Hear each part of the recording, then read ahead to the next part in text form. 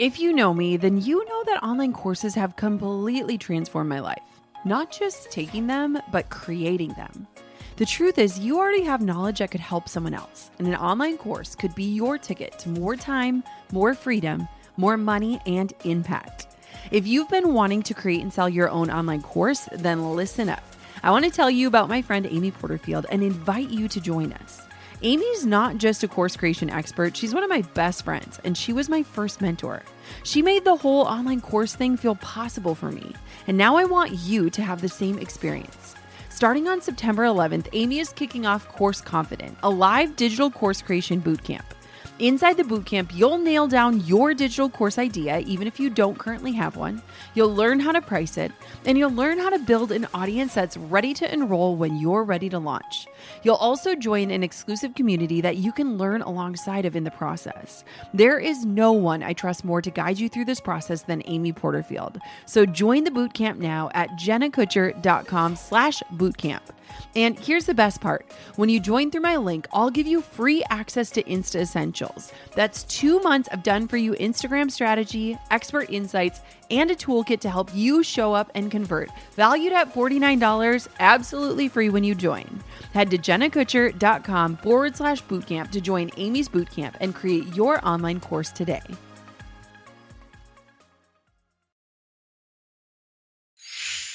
Have you ever thought about how wild dating is these days? I totally lucked out. I met my husband freshman year of college, but if you're in the dating game now, let me introduce you to The League.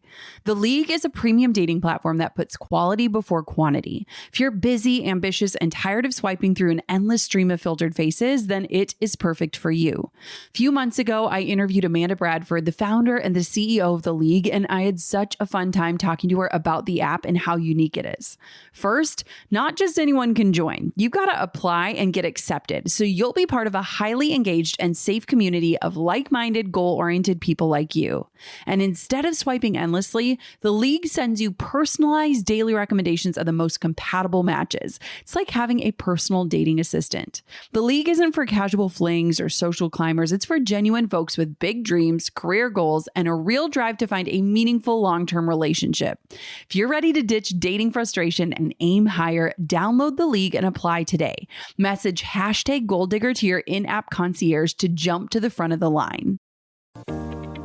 And so that's why I came back, because I'm like, I still have this itch to create. It's something that I've always wanted to do, but the burnout made me like fall out of love with it. And I just had to heal myself first in order to like really fall back into my art.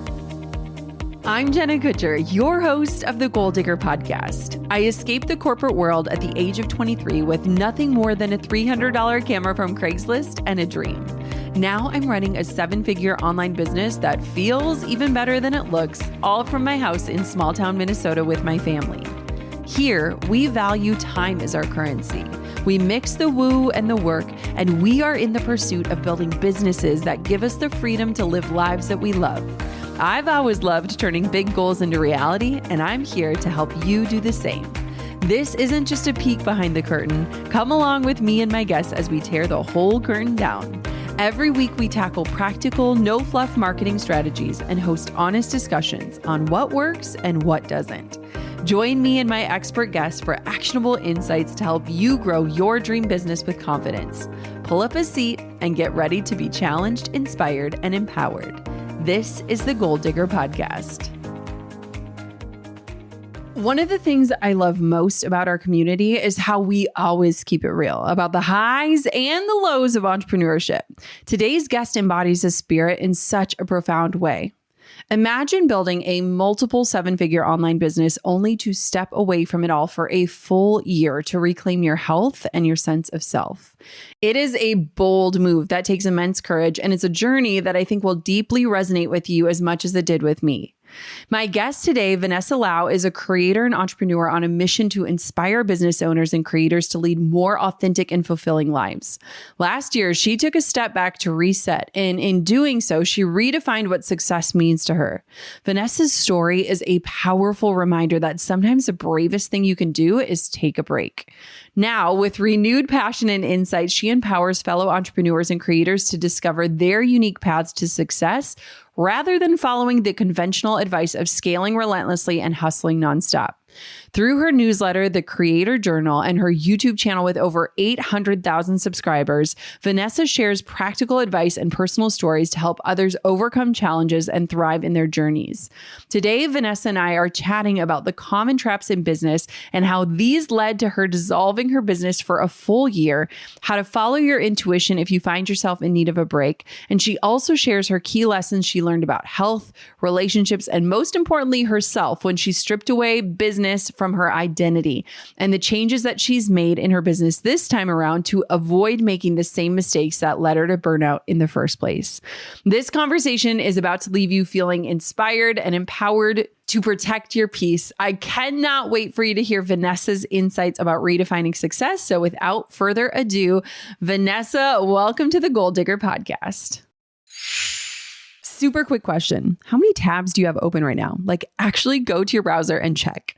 If you have ADHD like me, it's a lot. And when you throw a business into the mix, it's even more. You might have a tab for your email marketing system, one for your payment software, one for your CRM, content tools, email tools. And with all those tabs, you're spending more time searching through data and less time, growing your business. But with HubSpot's customer platform, you can close all those tabs and access all your tools in one convenient place.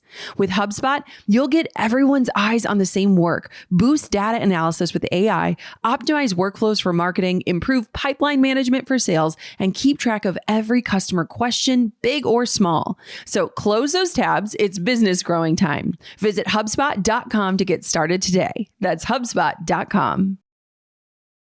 Vanessa, a couple months ago, you shared on Instagram that peace is expensive. And I want to know how you came to that conclusion and what protecting your peace looks like for you. That's a really good question. And it's a question that I pondered about a lot during my sabbatical of what does peace look like for me? How would I define it? How do I protect it? And now today, I really see peace as a way to love myself. I see peace as an act of self-love. I love myself enough to advocate for my needs. I love myself enough to put myself first. I love myself enough to make myself feel comfortable whenever I'm in a situation that doesn't feel safe and that doesn't feel comfortable. And for a long time, when I think about peace and protecting your peace, I always assume that someone else is going to lose as a result of me protecting my own space, my own peace, my own integrity, whatever that is. But what made it meaningful to me of linking protecting my peace to self-love is because during my time off, I spent a lot of time actually reflecting on how did I get here? How did I get to a place where I had built a multiple $1,000,000 business and had to walk away from it because of burnout? What was my decision-making process? And why did I make those decisions? And I kind of traced back to my childhood because a lot of times the way that we see relationships, the way that we make decisions, it all comes back to our childhood. Our parents are the first examples of what relationships should look like and what the world should look like. And so when I time traveled back to my past, all I saw was a little Asian girl whose parents had immigrated to Canada, who went to a school where no one else looked like her, and she had to change everything about herself to be accepted and to even survive school. So when I think about me as a child, I had to change the language that I spoke in order to be accepted in Canada. I had to change what I brought to lunch to make everyone else feel comfortable because my food was too smelly or it looked different or it looked weird, right? I basically had to change just the movies that I watched, the TV shows that I watched in order to have a conversation with my peers and feel accepted by everyone else. And so as a child, when you're taught that you need to accommodate everybody, that translates to people pleasing in adulthood. And that's the story that a lot of immigrants have. And I don't regret how I did the things because that's what I needed to do to survive in a new country. The same thing my parents also had to do the same thing. They had to change everything about themselves, change the way that they work, change the way that they speak, change their customs in order to be accepted into a new country. And so when I think about protecting my peace now. And I think about that. I think about that little Asian girl that always had to accommodate and change herself in order to be accepted. And when I reflect back on my business, I think about those micro moments in my business where I always said yes to things, or where I always like changed what I wanted to talk about on my YouTube channel, or changed what my offerings were to please other people. Mm-hmm. Even though in those micro moments, I felt like I was doing the right thing. Yeah. When I look at the macro perspective, I was the one that had to burn down my business at the end of the day. I was the one that had burnout. I was the one that like completely obliterated my health for everyone else. And so when you're asking about what does protecting your peace look like, when I reframe that and I think about self-love and me showing that 5-year-old Asian girl, which was me, that she matters and that I'm advocating for her. Now, protecting my peace looks like, number one, I put myself first at the beginning of the day, not at the end of the day. Mm-hmm. Back then, when I was running my business, I would wake up, open social media, open Slack, open my emails, and serve, give. Because I wanted to make sure everyone was taken care of before I was. And whatever was left over at the end of the day, maybe that's for me. But the truth is I'm exhausted by the end of the day. Yeah. After the workday is done, I have to hang out with my partner, which I love doing. I love Leon Yeah. just as much as you love Drew, but that's not me time. Yep. And so like now when I am starting my day, it's like a ritual for myself to remind myself that I matter. Mm-hmm. And so now I start the day with my routine, work at my own pace. I work out, I get my coffee, I journal, I do whatever I need to do to show myself that I am worthy of my own time. That is so powerful. One thing that I think is so interesting, my team actually was pushing back on this and I was like, Vanessa will get this, but I wanted to have a slogan for our business be helping women build businesses they don't hate so they can live lives that they love. And my team was like, why would anyone think about building a business they hate? And I was like, I have seen so many women get to the top and recognize that what they've built doesn't exemplify what success means for them, isn't actually what matters to them, isn't the type of business that they want to run, isn't the type of business they enjoy running. And they were like, you can't say that. Like, you can't say like you want to help people build businesses they don't hate. And I was like, but that's the reality that can happen to so many people. How did you recognize that what you had built, while it was wildly successful, it was something that wasn't the right fit for you? Like, how did you come to that conclusion? Yeah. Oh my gosh. This is a loaded question because I feel like at the tail end of my business, I felt like I built a Frankenstein business. And when I say Frankenstein, like Frankenstein is like a monster that is like made with different parts and it's just like a mess of a concoction. That's what I felt like my business was like, because there were so many aspects of my business that I decided on because I wanted to either be someone else or please someone else.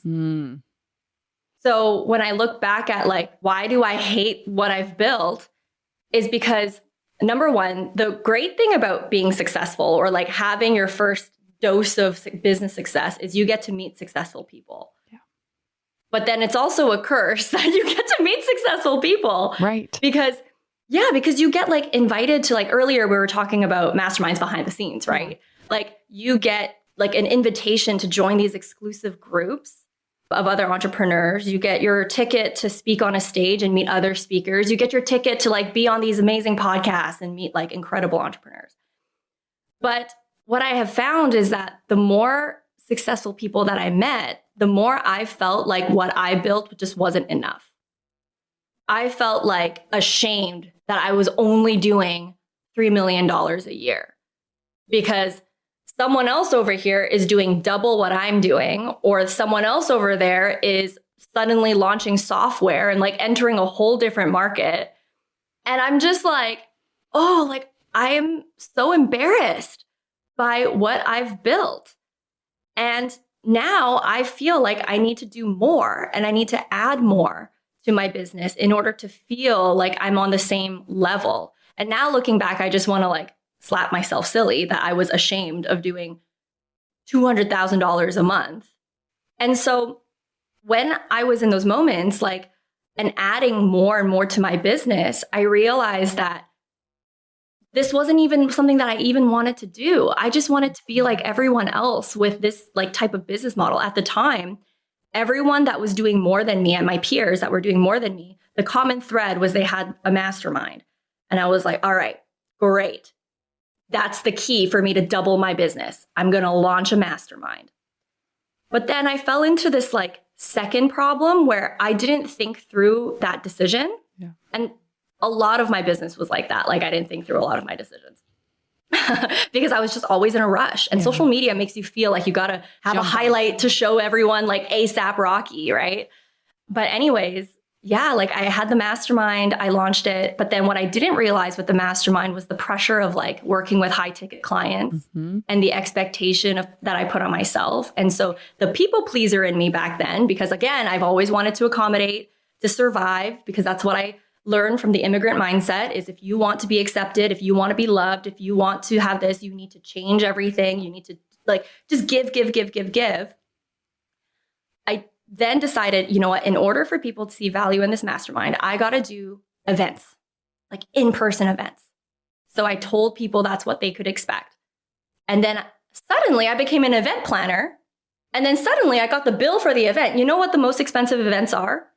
What? The most expensive events are planned by people pleasers. Yes. Because you just want to add everything. Yes. All the upgrades. Like, open bar, like, you know, we're going to go on a field trip. I'm going to buy all this swag that like nobody even brought home. Yes. I'm going to spend all the money. But anyways, like then I became an event planner and then I realized, wow, these events actually cost a lot of money. And so I'm going to need to sign more clients in order for this to be profitable. But then if I sign more clients, I'm going to need to have like a sales team. And so I was like, okay, great. I'm going to hire the sales team. And then in the process of hiring a sales team to close these high ticket clients, I was like, oh, I learned something else that I didn't think through. They need commission and they want like safety. Like they want to know every month, am I going to get a steady paycheck if I'm going to be on your team? And so people pleaser was like, yeah, don't worry. I can guarantee you're going to get X amount a month, which then meant I needed to enroll clients every single month to keep these people happy. Which then meant and escalated into, in order for me to get more clients, I need to change the direction of my YouTube channel and make sure that every single video is now pointing back to this mastermind. And so it just like escalated. And I looked back and I was like, whoops, like, how did I get here? Why does my business feel like it's not mine? Oh, right. It's because I tried to be like everyone else. I didn't listen to myself. I didn't give myself enough time to think things through. And I wanted to please everyone else too. And so that ultimately was like the straw that broke the camel's back when I had looked at my business and realized that none of this, literally none of this is what I actually want. I love my home in Duluth and nothing beats being near family. But when it starts getting cold, we're often eager for some priceless time in the sun. And one of our favorite places to go is Scottsdale, Arizona. There's so much to look forward to in Scottsdale, like healthy food, beautiful parks, and ample places for the kids to have new adventures. Plus, one of my favorite Airbnbs I've ever stayed in. It has this amazing location that's close to everything. The decor is fabulous, has a putting green, and even a private pool that we can have heated for an evening swim. It has everything you could need for a comfortable getaway. My favorite Airbnbs feel like home. Just like our favorite escapes, your space can provide comfort and joy to guests looking for a home away from home. Whether it's your entire house or just a spare bedroom, hosting on Airbnb can help you make the most of your space and earn some extra money. You don't need much, just your personal touch. Your home might be worth more than you think. Find out how much at airbnb.com/host. You know that moment when you hear about something new and it's so good you want to shout it from the rooftops? That's how it felt when I learned about Mint Mobile's $15 a month for a 3-month plan. Why overpay when you could save on something as essential as your phone bill? Someone who loves to save without sacrificing quality, Mint Mobile caught my eye right away. For just $15 a month, you get top-tier wireless service without the top-tier price. And Mint Mobile makes switching a breeze. You keep your phone, your number, and everything just works like it should from the very first call. With Mint Mobile, what you see is what you get. No hidden fees, no surprises. It's time to stop overpaying and start saving today. To get this new customer offer and your new 3-month premium wireless plan for just $15 a month, go to mintmobile.com/goaldigger. That's mintmobile.com/goaldigger. Cut your wireless bill to $15 a month at mintmobile.com/goaldigger. $45 upfront payment required, equivalent to the $15 per month. New customers on first 3-month plan only. Speed slower above 40 gigabytes on unlimited plan. Additional taxes, fees, and restrictions apply. See Mint Mobile for details. So I can relate to so much of this. And it's really interesting because as I've gotten older, I've learned that I can really take on other people's excitement and ideas when I'm in their energy, right? People have so many ideas. And I was recently at a mastermind, and it was the first time in a very long time where I sat there and I was like, I'm really open to learn, but I don't need ideas. I have enough ideas. And it was beautiful because I felt so at peace in that space of nobody needs to give me any ideas. I want to learn from you and I want to learn about you, but I'm not here for ideas. And I feel like that is something that can happen so easily to so many of us, is just the compounding addition of adding more and more and more, which adds complexity, which adds team, which adds overhead, which adds pressure, which adds time. And suddenly it's it's like a Frankenstein and you don't even recognize it and you don't know where it came from. I am so curious how you were able to literally burn it down, shut it down, and walk away as the people pleaser that you are, because that had to have felt shocking. Yeah, it was a crazy, oh my gosh, I cannot believe I feel this way. But it was also one of those moments that I cannot run my business this way now that I know what I know. Now that I've reflected on what I've reflected on, there is no way that I can keep going with this. And I remember the night that I actually decided, made the decision. It was New Year's 2023. I had just wrapped up a mastermind event in December. I was so burnt out from it. I spent the entire winter break trying to piece together a fake 3-year vision for my business to please my team. That was waiting on what's the direction, boss? What are we working on this year? And I just felt so fake too. How am I going to piece together a 3-year vision for my business in a week when I'm burnt out? And I don't even know what I want for my business, but I have to do this because I'm performing for my team. I have to be a leader.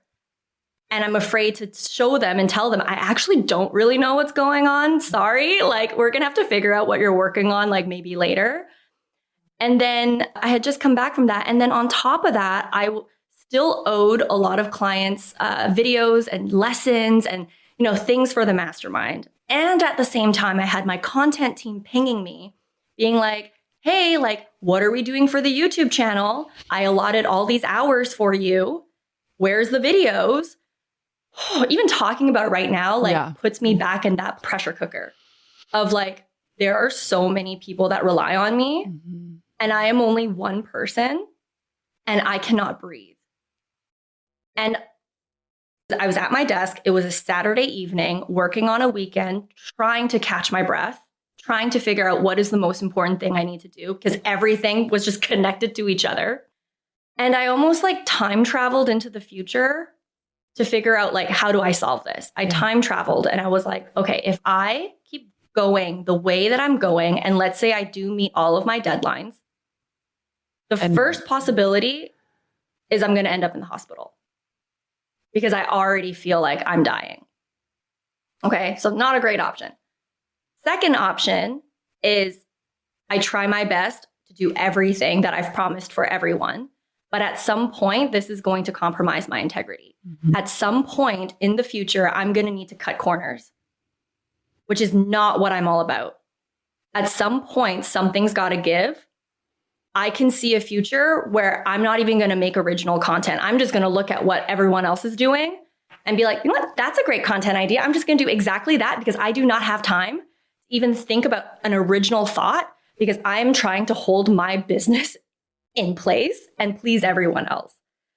And so neither of those two options were favorable. Do I ruin my reputation, my own integrity, my own self-respect, or do I end up in the hospital? And then I thought through just like my business journey and I realized the foundations weren't even there. Like my story is when I started my YouTube channel, originally the content that I was making was like life advice, me documenting my journey, big sister vibes. And then one day I had a friend that wanted to do a collaboration. And the only common ground that we found within our interest was Instagram. And so we did a video randomly. I was just doing her a favor. Like, you know what, Leah, sure, let's do a collab, help each other. It's about Instagram. My video ended up going viral. And we're talking like millions of views in a matter of weeks. And when I look back in that moment, I almost feel like this was a canon event for my career because I had to make a choice. This video is popping off. I'm getting millions of views. Everyone is wanting more from me for this topic. Do I continue to make videos that I enjoy, that I like? Or do I go this route, blow up my channel, pursue growth, do the topic that everyone else wants me to do, and stick with that? Change everything about myself, like what we were talking about earlier. Yeah. This is how you survive. This is how you gain acceptance, or at least my immigrant mindset thought that way. I'm going to change everything about what I want to do in order to please everyone and meet this demand. And also looking back in my early 20s, that's what I valued. Yeah. I valued growth. I felt like I had sacrificed so much to even be a YouTuber. I quit my job for this. So of course, being in my early 20s with no money, with nothing, no job really, I was just doing it as a hobby at that point. Of course, I'm going to pick the route to grow my YouTube channel. Yeah. But now fast forward in my 30s, my values are a lot different. And so my business foundations was already built on people pleasing. So that was kind of like the, oh my gosh moment. That was like, something's got to give. And I need to stop feeding this monster. I need to stop feeding this Frankenstein. Because if I continue to perform and I continue to like pour more energy and time and effort, my future is not going to look very great. How did you do it? Like I think that there are a lot of people listening. If you have found some sort of success where, it's not exactly what you imagined. And, I think of so many times in my career where, I had a mastermind for 1 year and the pressure was just so much. And it wasn't in alignment because all I wanted to do was make it worth it for people. That's all. I think there's so many similarities of like, I want everyone to earn every single penny back plus some so that it's worth it, so that they like me, so that I over delivered in every area. And, I think what's so interesting is that there are people listening to this right now that either have offers that aren't in alignment. They've created businesses that aren't in alignment. They have ideas brewing where they are looking at, the sunk cost fallacy of like, I've already invested so much time and money and it's not right, but I'm going to keep pushing forward. How the heck did you walk away and shut it down? That is crazy to me, and crazy in the most inspiring way. Yeah. I mean, in an ideal world, in my opinion, is you don't get to the point that I got to. Yes. If you can help it. Yes. Where like everything just needed to have a whole revamp and change. Like ideally, it's maybe like you beta tested something and then you're like, okay, no, I'm going to remove this. And so my advice to a lot of people, if they're going to execute anything, is actually think about how would you exit this? Like, how would you leave it if it doesn't work out? Or if you have a values change and you realize that's actually not what you want? Because for me at the time, I felt a lot of pressure all the time to like execute and to come up with a plan because I had a team that relied on me. I think like adding a layer of being a public figure and having like an audience that wants to know all your moves, like it creates that pressure cooker of like, I need to make decisions really quickly. And therefore you don't think things through. And then therefore you don't think about how you'd exit something. So that would be like, if you could avoid it, that would be great. Yes. But if you cannot avoid it, for me, earlier I said the word like, I need to stop feeding the pig. I kind of want to give a little bit of context to that because that was the mindset that I was in. I studied brand management in university. And I remember my brand management professor, he kind of gave us this lesson where the mistake that a lot of companies make is when they see a product line that's struggling, the first thing that they do is they cut the budget. And I remember Professor Silk screaming at us saying, if you want something to grow, you need to feed the pig, feed the pig. That's all he said. And that has really resonated with me, like in my business journey, as I think back on, is whatever you focus on grows. And so it's important to cut your losses if it's something that you do not want for it to grow. Because for me, I built an $8 million business in 4 years. But that was because I just kept feeding this pig that I didn't even want in the first place. But it got to like 4 years later where now suddenly a viral YouTube video had turned into a multi-million-dollar business with all these employees, with all these clients, and just all these things that at the time I felt like I couldn't get out of. But knowing the understanding of like, stop feeding the pig, I'm like, something has to stop. And so if I don't rip the Band-Aid and make the uncomfortable decision to walk away, this is never going to end. Mm-hmm. And so that's ultimately the decision of like why I did such a drastic exit. Ideally, most people, perhaps it's not that drastic. And in actuality, maybe it's a portion of your business that's not aligned, not the whole thing. Yeah. Maybe a product line, like you mentioned, or a certain offer. But for me personally, in my journey, it was the entire thing. Yeah. And so what I ended up doing was once I made the decision, the first thing that I did was I needed to calculate the cost. Like, how much is my piece worth? How much is this actually going to cost me to remove all these things? So I talked to an HR consultant because I had a team. Give me an estimate of like what a very generous severance package would look like. And then I also made calculations of like, okay, my mastermind had just started. What would it look like to refund every single customer? Even though I had already poured in a lot of money and resources and time into it, but how much would it cost for me to refund everybody? I had that calculation. Okay, now how much would it cost if I stopped like running the Boss Gram Academy, which was my course that was doing, that was enrolling clients every single month. And then I asked myself, how much money do I realistically need to live? Mm-hmm. What are my lifestyle expenses? Something that I had never thought about before, which is crazy. I didn't ever think about what is actually enough. And so when I did the calculation, it was eye-opening to realize that I actually don't need that much. Mm-hmm. Mm-hmm. And it was in that moment where I was like, I actually never really needed to launch this mastermind in the first place. I actually never really needed to enroll all these customers every single month into my course. I actually have enough. And so when I saw it from that perspective, it was a lot more empowering to know that I'll be safe. And that's a very privileged position to be in. And that's why my biggest advice too for a lot of business owners is do not immediately spend all the money that you make. You never know what the future is going to look like. Mm-hmm. You never know if you want to take a break. You never know if the platform that you're selling your services on disappears one day. You need to have cash in bank for these moments. And I was so grateful that I did. And I realized, yes, my piece is worth this much. Okay. I am obsessed with all this. And, it's interesting because I'm a bit older than you by a little bit, but I feel like it's so interesting because I have a really old soul in that I've been in so many rooms, like the rooms you were talking about when you get into them. And I always am asking myself, is more better?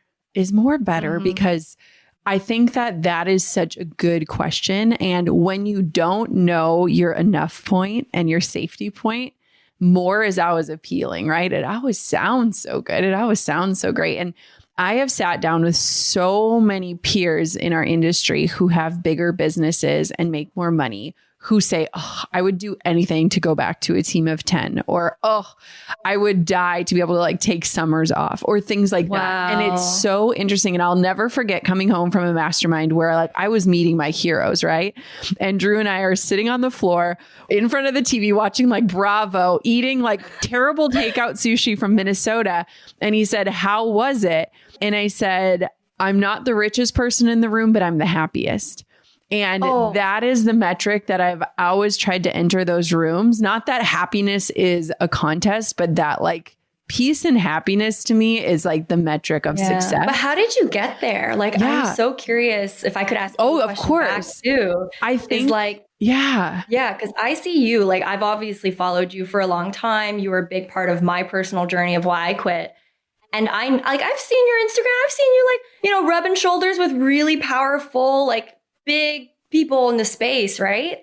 How have you like maintained that? Like, were you always like that? Were you always like, you know what? I'm happy with happiness. Like, this is enough for me. Or did you also have to learn like a similar lesson that I did? I think both, because so to me, I have always been debt averse.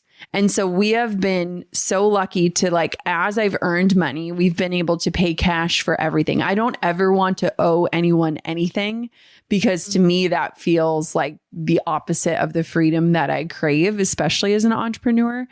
But I also feel like so many people are rich in their bank accounts and bankrupt in their lives. And it's so easy to see that, right? When you are with people like that, and the more that I peek behind the curtains of powerful people, the more that I realize they are chasing something that they will never find. And so it's really interesting because this is why I resonated so deeply with your story. Like you were my dream guest to come on this show, is because when I saw what you did in your year off, it was more than what entrepreneurs that are obsessed with more will never experience in their lifetime. What you accomplished in a year of taking that time off and how you found yourself. It's so interesting to me because I think that I've talked about finding your enough point for years and years and years. And the way that I've been able to pivot so many times from being a wedding photographer to a podcaster to an online course creator is getting really clear about what is my enough point and like, what do I actually need? And I think that's helped combat that more is better mentality that so many people have. Because for me, and now for you, time is our currency, right? You were willing to trade all of that money that it took for you to claim back your freedom to have your time back. And so I just think it's so powerful when you recognize that, because for so long, especially when you're starting a business, we're chasing money. And when we really recognize that like time is life and like that is what we want more of, it changes everything. So your story is just like hit me in my soul, because I have seen so many women, especially, build businesses that aren't the dream and that aren't what they would define success as. And as their lives and their values shift, they find themselves almost hating what they've built. Yeah. And that's not what we want. Yeah. And so I love how you're showing up and teaching the different ways. So let's talk about the rebuild. So actually first, let's talk about your year off. What did you do? And like, how did this achiever driven, rule following, people pleaser girl learn how to find joy outside of work? Oh my gosh. You know, it's funny because whenever I get this question of like, what did you do? My mind always goes blank because I'm like, what did I do? I did nothing. I watched Netflix. I slept for 12 hours a day.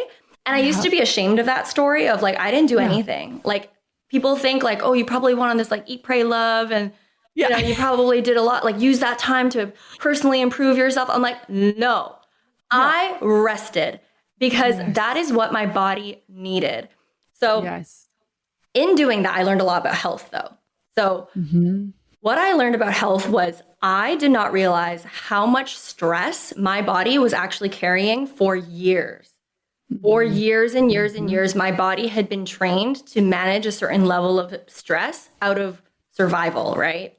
And you can kind of tell if you look at my old videos, like, my face is a bit puffier. I have more like, in real life, I had more like anxious energy, like just like talking a mile a minute and just like always like, your body tells you these things, but you ignore them. But it will show you the stress that you've been holding on to.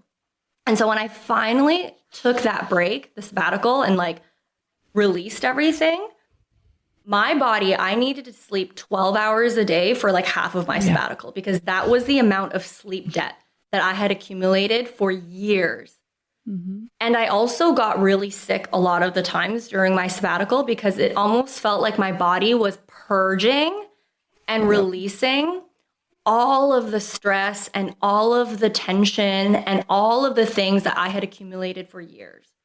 And so seeing like the contrast and like seeing like, oh my gosh, like this is actually what my body is feeling, but I don't let myself feel that way. Like my head is just like, no, push it away. Let's survive. Let's hustle. Let's make money. Let's sign clients. Let's do what you need to do to get things done.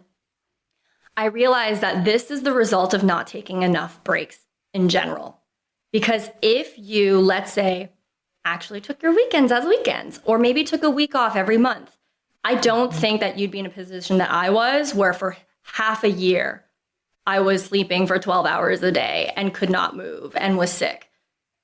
And so that taught me a lot about health and the importance of it. And so now I make sure that if I'm feeling like unwell, I will take that day off or I will not work.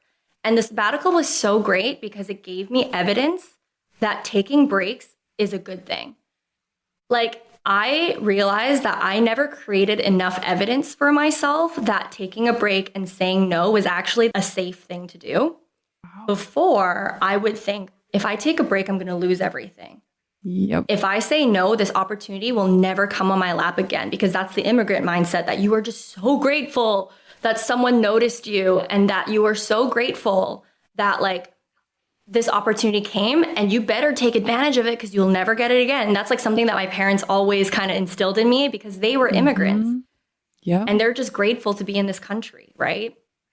But that doesn't serve you in business. That doesn't serve you where you've proven your worth. And so I realized that like all of that was going on, and that was a big reason why I just never felt safe to take a break. But then when I took that year off, of course I was a little bit nervous. Like, if I come back, what's going to happen? Like, do I have to rebuild everything? But actually, when I came back, so many people were so excited. Like it did not hurt anything. If anything, it helped. I got way more creative. I got just way more open and chill and calm. People love this version of me. And so I have now created evidence for myself that, if I can take a year off and still survive and like thrive, actually, taking a week off is nothing to me. Taking a month off is nothing to me. So I've built up that evidence for myself. And that was like a really big, big learning lesson from my sabbatical. Growing your team can feel super intimidating. Creating a job description, posting it, responding to applicants, and finding the best fit. I mean, it's a lot. That's where LinkedIn Jobs comes in. I've used LinkedIn Jobs to hire my last 6 team members. It is just that good, and it is truly the only way I hire. LinkedIn isn't just a job board. It helps you hire professionals you can't find anywhere else, even those who aren't actively searching for a new job but might be open to the perfect role. In a given month, over 70% of LinkedIn users don't visit other leading job sites. So if you're not looking on LinkedIn, you're looking in the wrong place. On LinkedIn, 86% of small businesses get a qualified candidate within 24 hours. Hire professionals like a professional on LinkedIn. Join the 2.5 million small businesses, including mine, using LinkedIn for hiring. Post your job for free at linkedin.com/Jenna. That's linkedin.com/Jenna to post your job for free. Terms and conditions apply. In a sea of ads, standing out feels impossible, right? But what if you could skip the guesswork and speak directly to the pros who actually want what you're offering? That's where LinkedIn ads come in, helping you to cut through the noise and connect with the right people fast. LinkedIn ads don't just drop you in front of a crowd, they help you create connections that matter. Plus, their tools are built specifically for B2B marketers, so you're not spinning your wheels on leads that don't count. When 79% of B2B content marketers say LinkedIn delivers the best results for paid media, it is clear that you're making the right choice. LinkedIn has been my go-to for keeping up with industry trends and connecting with people who've made a real difference in my business. It's where I keep my edge and make informed choices in my marketing. Start converting your B2B audience into high-quality leads today. We'll even give you a $100 credit on your next campaign. Go to linkedin.com/goal to claim your credit. That's linkedin.com/goal. Terms and conditions apply. LinkedIn, the place to be. That is huge. And there's a quote, instead of asking myself, have I worked hard enough to earn rest? Ask myself, have I rested well enough to do my best work? And I feel like that quote by Nicole Hobbs has changed everything of just thinking about what that looks like. And I agree with you so much, Vanessa. And I think it absolutely, your immigrant background plays into this, but I also think it's universal for women to think that we need to wait for somebody to give us a big break and we can't say no because this could be the big break. It's like the little girls who anytime you meet someone, you're like, this could be my partner. This could be the one. Like, oh my gosh, we just had a meet cute in a coffee shop. This is it. Like, we tell ourselves these stories that like someone else needs to hand this to us. And I know even for me, when I became a mom, there was this innate feeling of like momentum. Like if I slow down, the trajectory will slow down, the momentum will slow down. And I really had to realize and learn how to trust that I can hit the brake pedal and trust myself to remember where the gas is. And I feel like that was a huge takeaway of like, I know where the gas is and I know how to push it if I need it. And I know also to say no if it's not necessary. And the more women I meet, it is interesting how it's almost like we get on this hamster wheel and just keep running faster and faster and faster and faster because of those lies, right?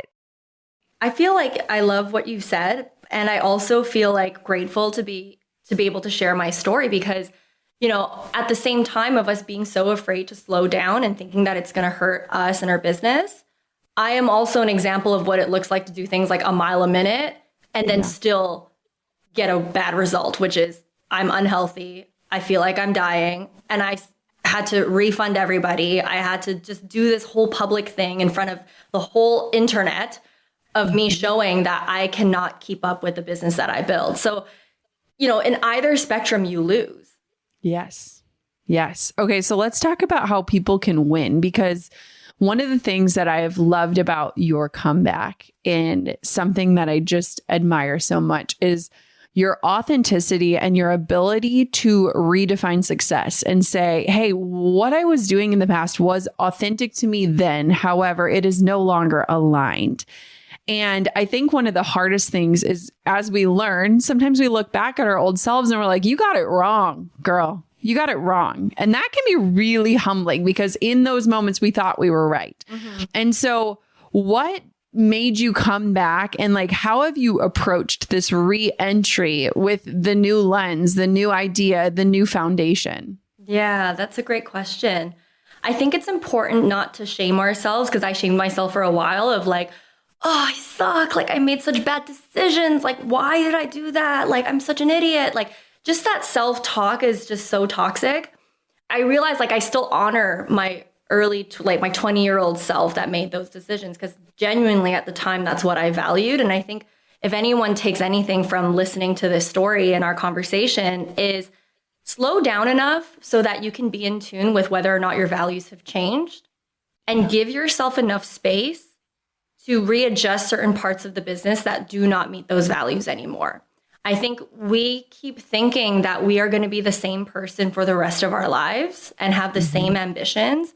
And I admit it's hard sometimes to feel like you're disappointing your past self and your past vision board that you did 5 years ago, that you're going to be this multi-millionaire and be on the Forbes cover and have a 1 million subscriber YouTube channel. I know it can be hard to disappoint that version of you, but that version of you is also holding you back from like growing and finding this like new identity that you're stepping into, because that's just the process of of growth, right?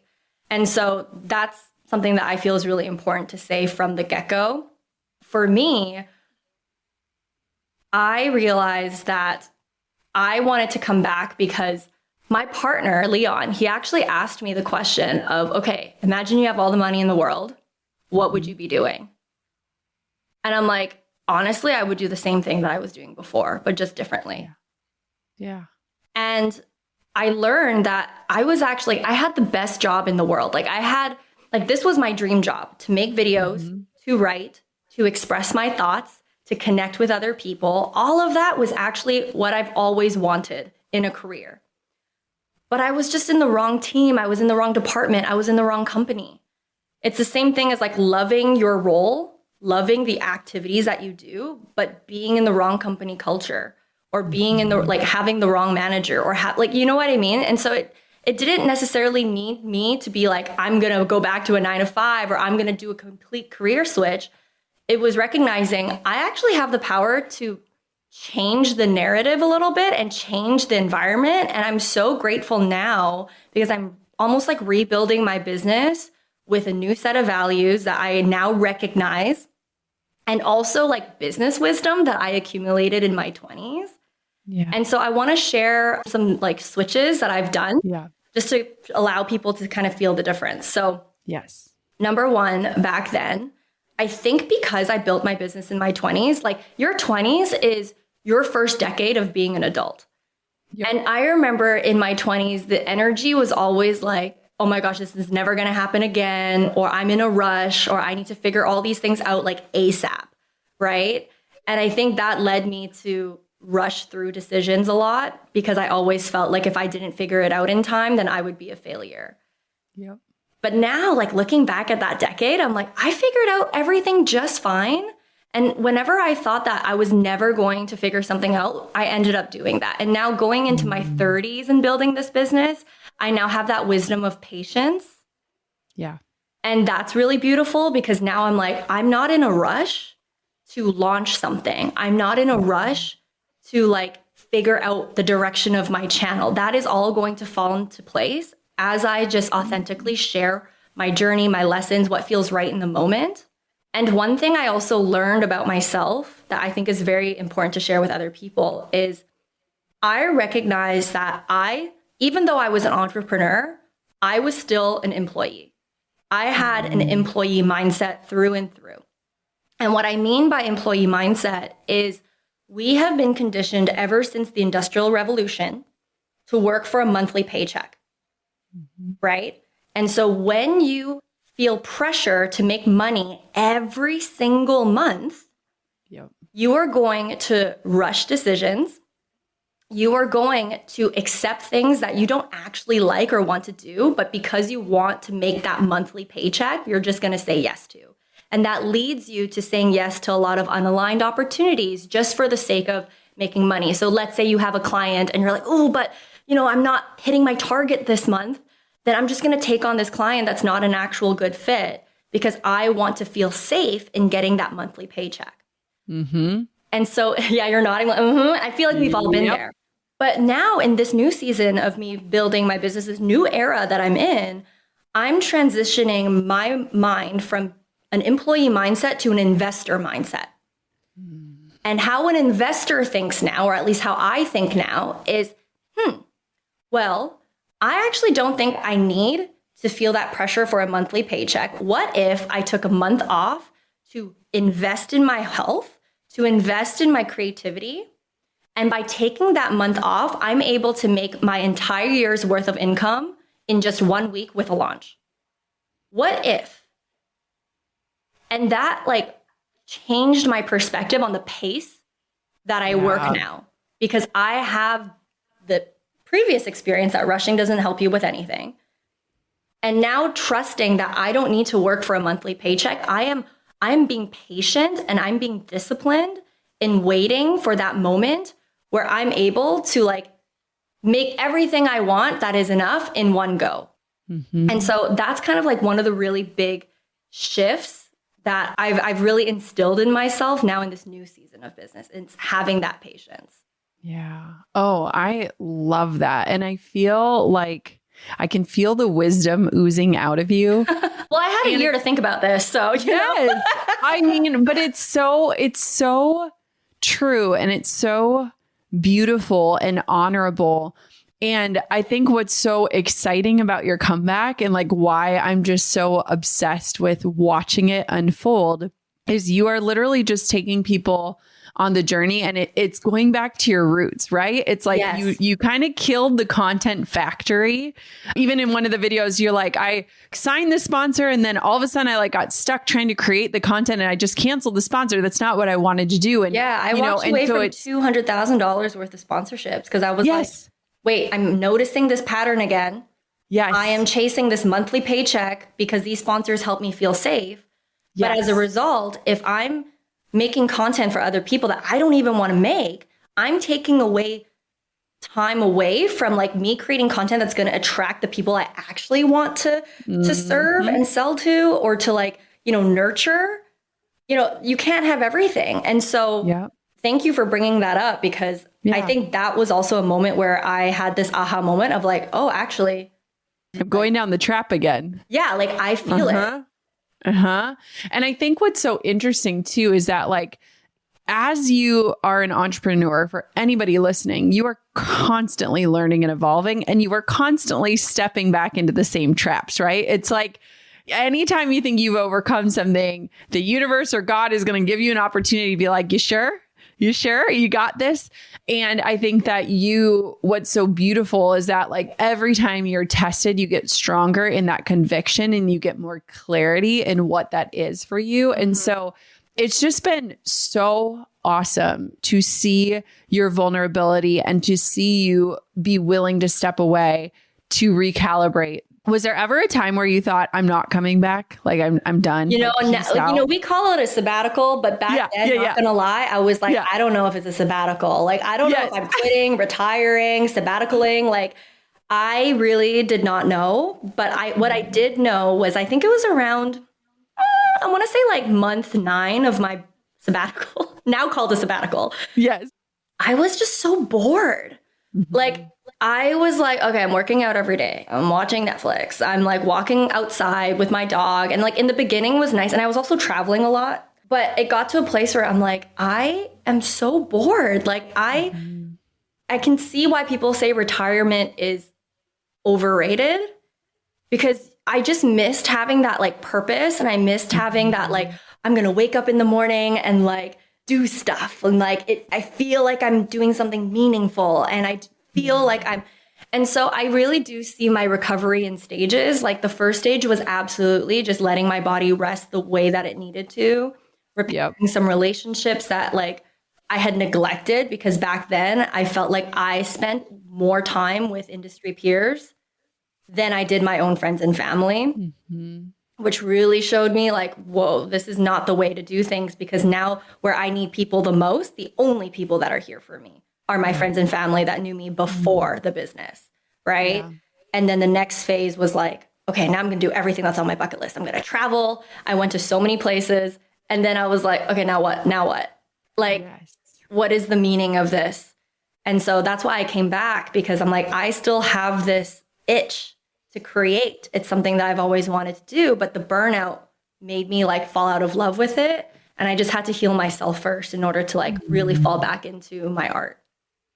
Where can everybody find you and connect with you and follow your journey now? I cannot recommend your YouTube channel enough. I was literally telling Vanessa before, like I went through my texts and just typed in her name and saw how many people I'd sent her video out to, because I just thought it needed to be a part of a universal conversation among women about burnout and building something that suits you and your definition of success. So where can everybody find you? Yeah, they can find me on my YouTube channel, Vanessa Lau, and that's where you can really see like the evolution of my content. But what I would recommend is people to actually follow me along on my newsletter. It's the Creator Journal, so thecreatorjournal.co. That's where I treat it as my diary, and I'm really updating people on like what's really going on behind the scenes. What I have learned on this journey, and I want to mention, like, make sure I say this so that people know, is as I'm coming back to my business, I now realize that we underestimate the power of depth. Back then, I ran my business just focusing on volume more and more and more. And my business model reflected that as well. I was selling courses. I need to make sure I have like all these new customers coming in, and, you know, I need to make sure that it's every single month.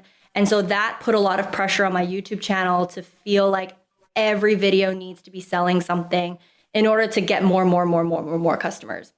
But what I want to make sure that your listeners know about is the power of depth. You actually don't need that much to build a quote unquote successful business. And success is defined on your terms. That's also really important. So for example, if you had 1,000 people who love you so much, who celebrate you for who you are, who like literally like just want to be in your proximity all the time because they are so obsessed, they feel so seen by you.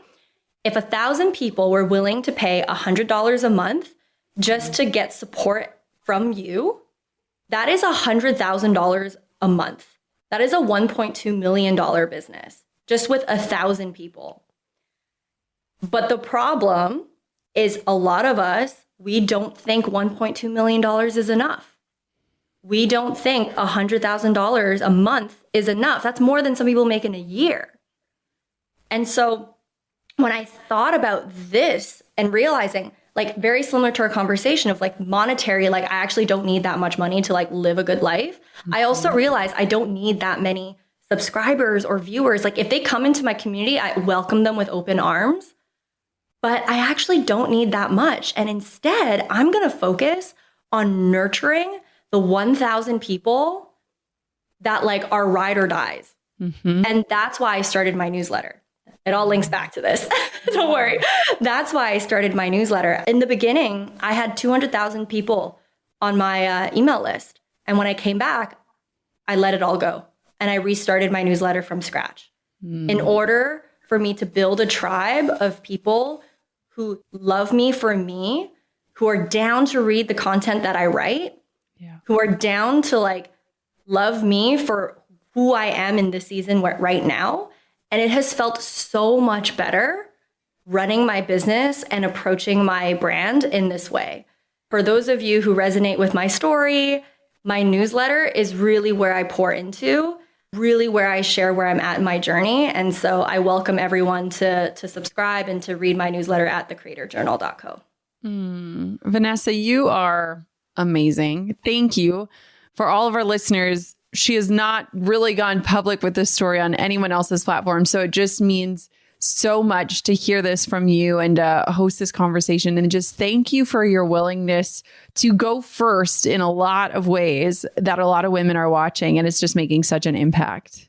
Thank you for having me. I think like there's honestly so much more. I could be like, you know, I have this like whole year worth of like wisdom that I'm like have been holding in. And so I'm very grateful to be on this podcast. I think this podcast has done amazing things for a lot of women, including myself. I would not have quit my job if I was not listening to your mac and cheese intro like 7 years ago and listening to how you turned like a small camera that you bought into the empire that you've built today. And it feels so good to speak with someone who shares similar values to me.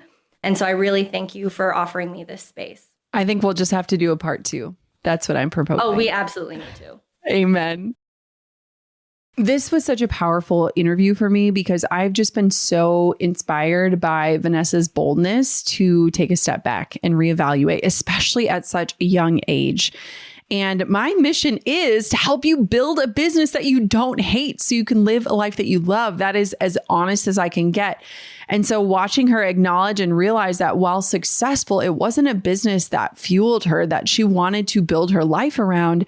I love that she was brave enough to take a step back. And I sincerely hope that you, my listener, don't have to get to that point to create such a massive decision that you have to make. I hope that you can see yourself reflected in her story and mine. And I am just so appreciative that you are here and along this ride with us. Thank you so much for listening to another episode of the Goal Digger Podcast. Until next time, keep on digging your biggest goals, but don't forget to take a break. Thanks for pulling up a seat for another episode of the Goal Digger Podcast. I hope today's episode fueled you with inspiration, gave you information that you can turn into action, and realigned you with your true north in life and business. If you've enjoyed today's episode, head on over to goaldiggerpodcast.com for today's show notes, discount codes for our sponsors, freebies to fuel your results, and so much more. And if you haven't yet, make sure you're subscribed so that you never miss a future show. We'll see you next time, Goal Diggers.